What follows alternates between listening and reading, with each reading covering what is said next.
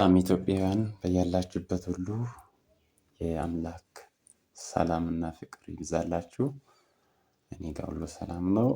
ዛሬ አንድ ነገር ለማስገንዘብ ያክል ነው በዚህ ሰዓት በዚህ ፕላትፎርም የተከሰትኩት። ያው ሁላችንም የምናውቀው የዲጂታል ሚዲያ ከመጣ ጊዜ ጀምሮ እንግዲህ ሀገራችን በተለይ ኢትዮጵያ እንዲሁም አፍሪካ እንግዲህ የቴክኖሎጂ ተቀባዮች ስለሆነን እንግዲህ ቴክኖሎጂን በአግባቡ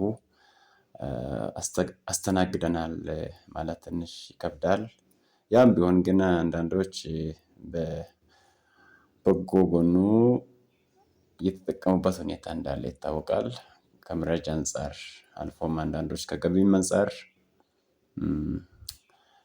ለበጎ ዓላማ እያዋሉበት ያለበት ሁኔታ አለ። ሌሎች ደግሞ በተጓዳኝ እየተጎዱበት ያሉበት ሁኔታም አለ።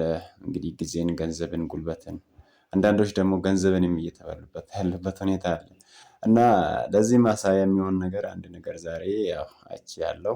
እንግዲህ ከዚህ በፊትም አውቃለሁ፣ ግን ዛሬ ደግሞ በዚህ ሰዓት ይህን ለማውራት ወይም በዚህ ፕላትፎርም አማካኝነት ለመምጣት የፈለኩበት ምክንያት እንግዲህ ለአንዳንዶች ምናልባት በዚህ ሁኔታም የተጠቁ ያሉበት ሰዎች ካሉ ለነሱም መንቂያ ይሆናል የሚል ሀሳብ ስላለኝ ነው። እንግዲህ ምንድነው በቴሌግራም ፕላትፎርም ነው ምን አካውንት ሀይ ተባለ። እንግዲህ ስሟ እዚህ ጋር እንደምታዩት የፕሮፋይል ስሟ ሮዝሜሪ ይላል።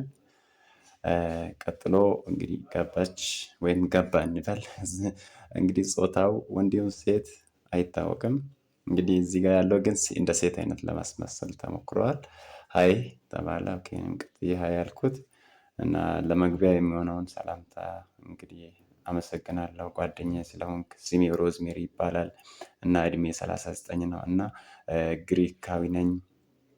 ባሌ ደግሞ ግብፃዊ ነው። አብረን የምንኖረው በዩናይትድ ስቴትስ ኦሆ በሚባልበት ቦታ እንደሆነና እባክህን ስላንተ ማወቅ ፈልጋለሁ መልስልኝ አለች። እሺ ብዬ እኔም በኢትዮጵያዊ እንግዳ ተቀባይነት መንፈስ ስሜን ነገርኩት። ያው ማለት ስሜ ደግሞ ትክክለኛ አይደለም ማለት ያው እሷም አጭበርባሪ ወይም እሱም አጭበርባሪ እንደሆነ ይታወቃል። ዝም ብዬ ያው ለፈኒ አይነት ነገር ስሜን ነገርኩት። ቀጥሎ ኢትዮጵያዊ እንደሆንኩት እና አብረን ከቆየን ብዙ ስለኔም እንታወቃለን አይነት ነገር ብዬ መለስኩላት። ከዚህ ምላሽ በመነሳት እዚህ ጋር ያለውን ታሪኩን መግለጽ ጀመረች ማለት ነው። በማቆላመጥ ነው የጀመረችው። ውዴ አመሰግናለሁ እንግዲህ ምላሽ ስለሰጠኝ እና ከዚህ በፊት ከላይ እንደነገርኩህም ስሜ ሮዝሜሪ ይባላል። ግሪካዊ ነኝ። ባሌ ደግሞ ግብፃዊ ነው።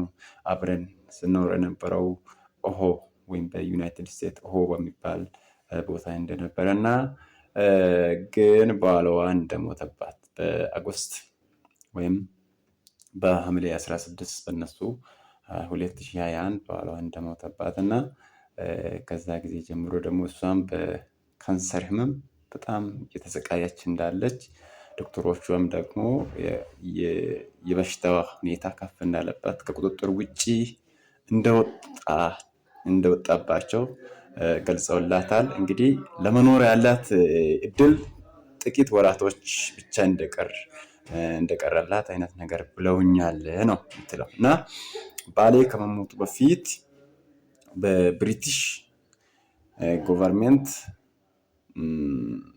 ያው ስራ እንደነበረ እናም ከዚህም ስራ 4.7 ሚሊዮን ዶላር ብር እንዳለው ወይም ዶላር እንዳለው እና ትናገራለች።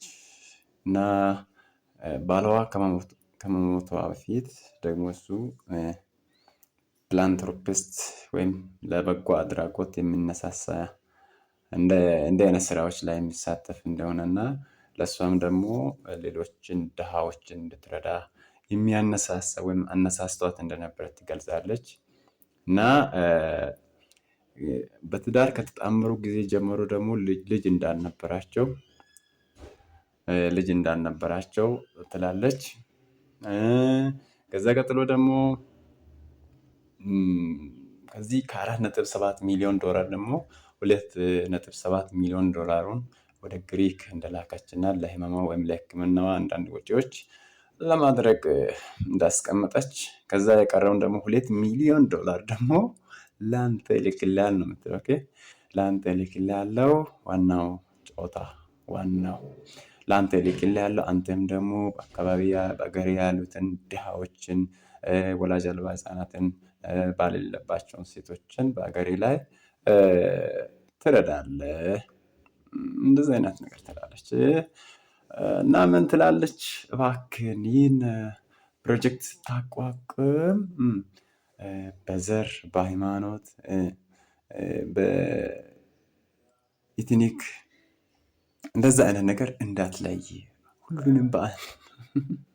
ሁሉንም በአንድ እይታ አስተናግዳቸው ወይም ሁሉንም አገልግልህ፣ በሃይማኖት፣ በሬስ፣ በኤትኒክ ምናምን እንዳትለይ እና ይህን እንዳየ ቀጥታ ወይም በአፋጣኝ መልስልኝ። እኔም ደግሞ ሞር ምን ማድረግ እንደምትችል እና ገንዘቡ እንዴት ወደ እጅ እንደሚገባ አይነት የበለጠው መረጃን እሰጥሃለሁ። እግዚአብሔር ይባርክ፣ ቤተሰብ ይባረኩ ምናምን። በስልክ ማውራት ወይም ደውዬ በቀጥታ ማውራት እፈልግ ነበረ፣ ግን የቋንቋ ችግር አለብኝ።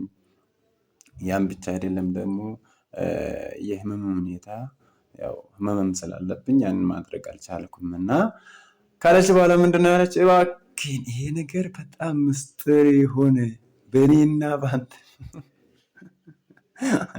ምክንያቱም ሰዎች ከነቁ እንዲህ አይነት ነገሮችን የሚያውቁ ሰዎች ካሉ ስትራግል ያደርጋሉ። ይህን የማጭበርበሬን መንገድ ከነቁ ስራ ይበላሽብኛል አይነት ነገር ገባችሁ? እና ስልታዊ ስርቆት ነው ይሄና እባክህን ምስጢር ይሁን ማንም እንዳያውቅ ትላለች። እና ይህንም ደግሞ ሆስፒታል ላይ እንዳለች ለማስመሰል አይነት ፎቶ ያው ልካለች። ፎቶ መላክ ቀላል ነው እንግዲህ፣ ፌክ አካውንት መክፈትም ቀላል ነው። የሚገርማችሁ ደግሞ እኔ ደግሞ ቀጥዬ ምንድን ነው ያልኩት ውሸት ፌክ እንደሆነ ኦልሬዲ አውቄያለሁ። ግን ቀጥሎ ምን አይነት ስልታዊ ከሄድ ትሄዳለች የምለውን ነገር ለማወቅ ስለፈለግኩት ዋው በጣም ይገርማል እና እንዴት ነው በዚህ ሰዓት ይህን ገንዘብ ማግኘት የምችሉ አይነት ነገር ብዬ ሪፕላይ አድርጌላታለሁ። ቀጥሎ ምን እንደሚመጣ አብረን እናያለን። እና ፌክ መሆኑን የመጀመሪያው ያወቁት ምንድነው ካላችሁ ሮዝሜሪ ይላል እዚህ ላይ። ሮዝሜሪ ከሚሉ ቀጥሎ ነው ኮንታክት ይላል።